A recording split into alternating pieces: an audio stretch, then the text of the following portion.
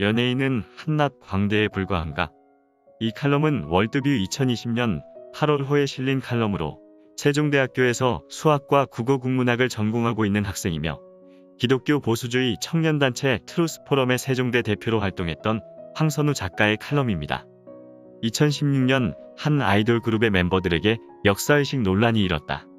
그들이 안중근 의사 사진을 보고 우스꽝스럽게 표현한 것 때문이었다.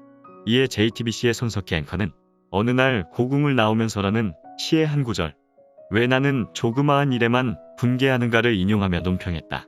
아이돌 가수들의 잘못은 조그마한 일이며 그들에게 가할 비판을 정치인이나 교육인과 같은 큰 사람에 가해야 한다는 의미의 논평이었다.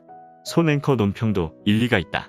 정치인이나 교육자는 국민 혹은 청소년들에게 상당한 영향을 끼치는 공인이기 때문이다. 그래서 그들의 역사의식이나 부정부패 등은 매우 큰 일이며 따라서 때로는 비판을 할 수 있다. 하지만 손 앵커 논평에 한 가지 짚고 갈 것이 있다. 그는 인기 연예인들의 잘못된 언행이 조그마한 일이라 표현했다.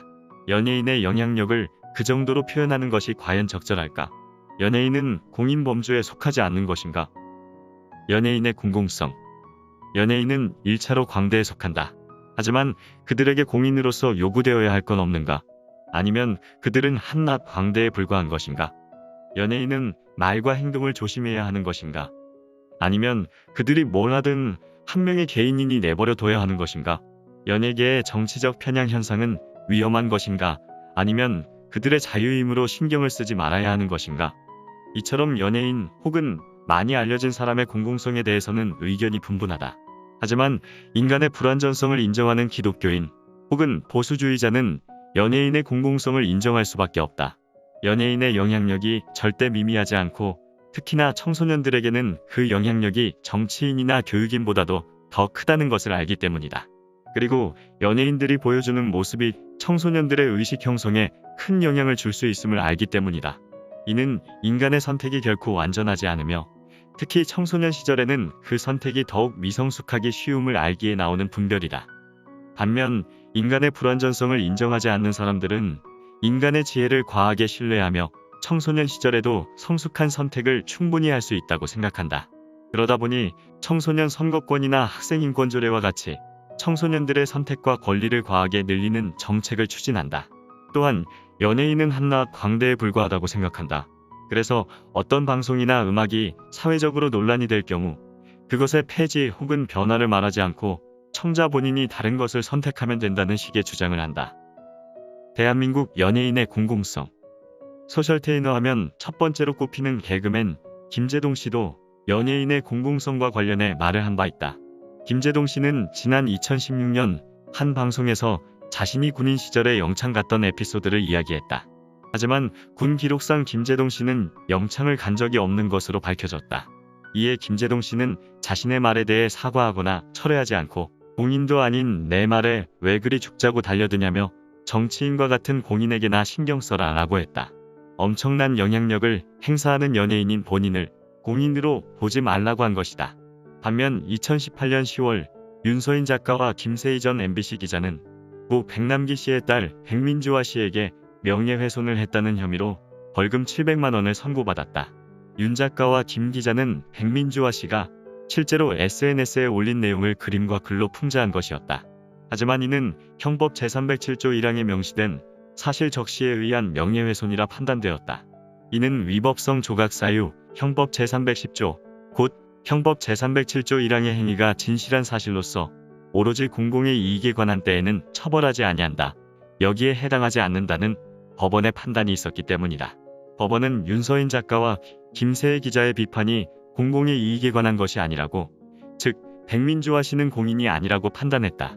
윤 작가와 김 기자는 백남기 씨의 사망이 뜨거운 이슈가 되어 있고 또한 그의 딸 백민주화 씨도 많은 사람의 관심을 받고 있기 때문에 자신들의 비판이 공공성이 있다고 판단했다.